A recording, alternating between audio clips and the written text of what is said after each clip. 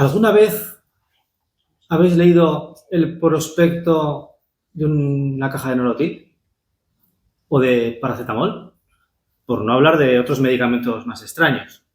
Seguramente estaréis conmigo que en esos primeros momentos en los que desenvolvéis ese papel kilométrico con letra minúscula y empecéis a leer, habéis sentido una sensación completa de desamparo y decir, ¿qué es lo que me estoy tomando? No entiendo nada, me parece peligrosísimo. Hace unos meses teníamos una discusión con un colega farmacéutico que nos decía que él a los clientes que acudían a su farmacia les recomendaba coger el prospecto y tirarlo a la basura. Bajo ningún concepto leerlo, porque lo único que te puede ofrecer son más dudas que información. La verdad es que discutimos un buen rato con él, porque para nosotros eso es una auténtica aberración. Un documento que está orientado a mejorar la formación y la información de los pacientes en ningún momento se debería desechar. Pero con un prospecto en la mano nos dimos cuenta que eso que nos estaba contando nuestro colega farmacéutico no era tan descabellado. En el ámbito hospitalario, más que los prospectos de los medicamentos, hay un documento que nos resulta especialmente importante, interesante y desde ese momento preocupante. Epa, perdón, ¿lo he hecho? Aquí. Oh. Vale, es porque no está sin... Ahí está. ¿Hoy? ¿Hay algo? Sí. ¿Y no te hace? Vale.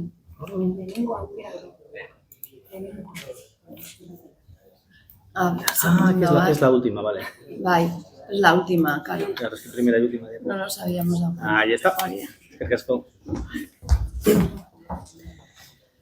Ese documento del que os hablo, que nos importa tanto en los hospitales, son los documentos de consentimiento informado.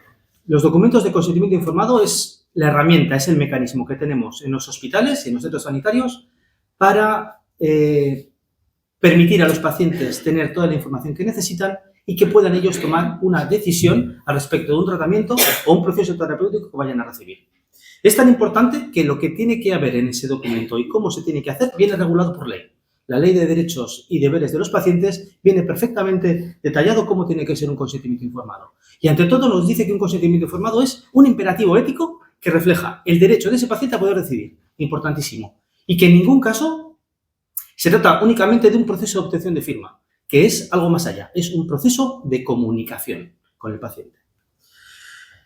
La información médica es compleja y a veces no es grata. Y por eso tenemos que tener en cuenta que la información médica que se dé en un hospital o en un centro sanitario tiene que ser comprensible, veraz y adecuada. Y para ello tenemos dos formatos. La verbal, cuando hablamos con el paciente, y una base documental que va a servir para que luego el paciente pueda leerlo o el familiar pueda leerlo y pueda tomarse el tiempo en poder digerir todo eso que le hemos contado. Teniendo en cuenta que la población vasca actual, aproximadamente un cuarto de la población tiene más de 65 años y vamos hacia un envejecimiento poblacional cada vez mayor y que la terminología médica es complicada de entender para la gente, para el común de los mortales, cabría preguntarse si realmente nuestros pacientes entienden los documentos de información que les otorgamos en los centros sanitarios.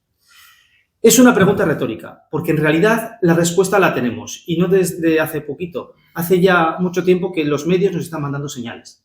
La prensa escrita ya nos va diciendo que los pacientes se quejan de que los consentimientos informados protegen al médico, pero que informan más bien poco. Y es más, también la literatura científica nos está dejando evidencias de que no estamos haciendo las cosas como deberían hacerse con respecto a los consentimientos informados en los hospitales de España. Tenemos casos de Asturias y del resto de comunidades autónomas.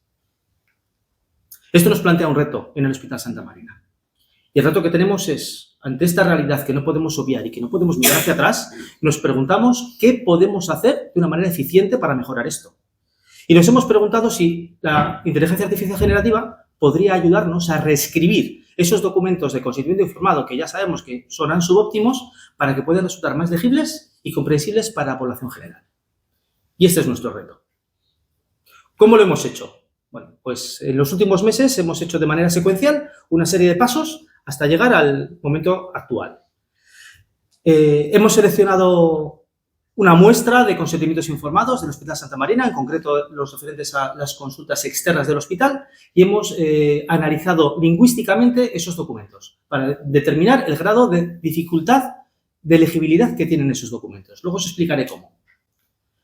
A través de una herramienta de inteligencia artificial le hemos pedido que nos reescriba esos documentos para que puedan ser más fácilmente entendibles por una persona de 15 años y con determinados parámetros que hemos indicado con respecto a la gramática y a la sintaxis. Y después hemos vuelto a evaluar ese documento reescrito desde el punto de vista lingüístico, de legibilidad lingüística. Y finalmente hemos hecho una comparativa de los índices obtenidos entre ambos documentos a través de programas estadísticos, para comprobar si existían diferencias estadísticamente significativas entre ambos.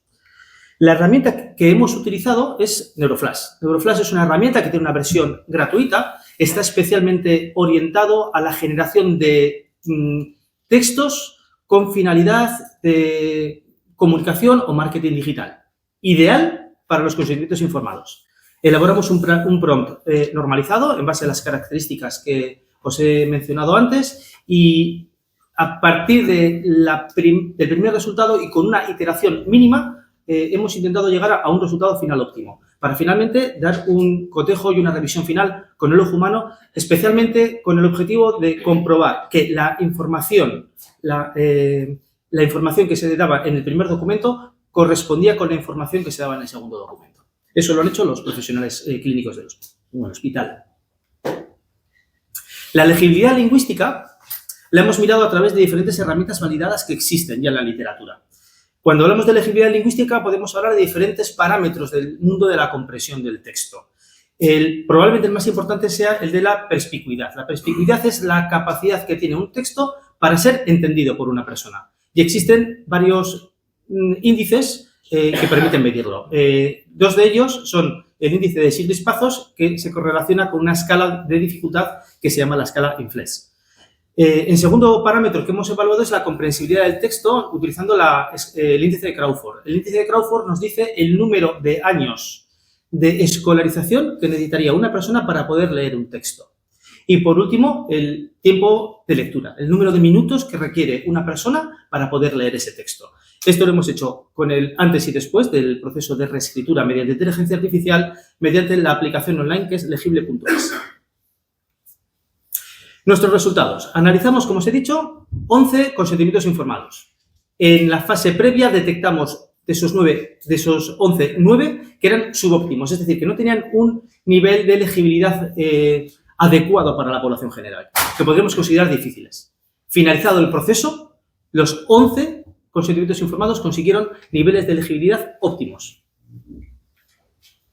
Si lo desglosamos, veríamos esto. Con respecto a la perspicuidad, veríamos que absolutamente todos los consentimientos informados conseguimos mejorar su nivel de comprensibilidad y que a nivel global detectamos unas diferencias estadísticamente significativas entre los previos a los textos que habían sido reescritos por la inteligencia artificial. Conseguimos pasar absolutamente todos los consentimientos informados a un nivel de legibilidad que consideramos aceptable.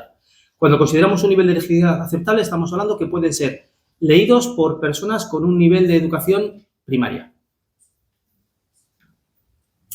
Con respecto a la comprensibilidad, absolutamente todos los consentimientos informados conseguimos disminuir el número de años de escolarización necesarios para ser reescritos. A nivel global, podríamos decir que de media disminuimos en 1 año y medio las necesidades de escolarización para poder ser entendidos los textos. Los nuevos textos requerían un nivel de quinto de primaria para poder ser entendidos. Y con respecto a los tiempos de lectura, los resultados fueron más heterogéneos. Hubo algunos textos que al reescribirlos aumentaron el tiempo de lectura y hubo algunos otros que lo disminuyeron. En cualquier caso, las diferencias en este caso no fueron estadísticamente significativas. Es decir, que a igualdad de tiempos de lectura habíamos conseguido unos resultados mejores en cuanto a la calidad de entendimiento. ¿Qué enseñanzas hemos tenido en este proceso? Pues fundamentalmente 3. El primero de ellos es que hemos descubierto que la inteligencia artificial generativa nos ha permitido una reescritura casi inmediata de textos de consentimiento informados que tenían un índice de legibilidad elevado y los hemos convertido en un índice de legibilidad adaptado a cualquier parte de la población.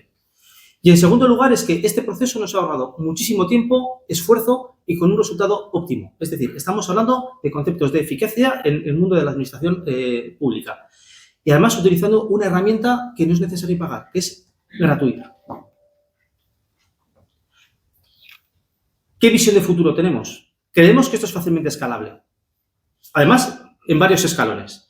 En primer lugar, en otros entornos. El know-how que hemos creado con este sistema en el Hospital Santa Marina creemos que es perfectamente exportable a otros centros sanitarios y que puede ser aplicable a los consentimientos informados de cualquier otro hospital o cualquier otro centro de salud.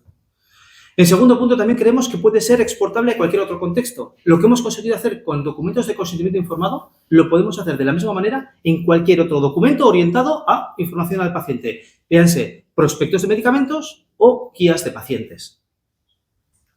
Y por último, probablemente el más interesante, el más challenging de todos, es que podemos explorar y lo podemos adaptar a otros formatos.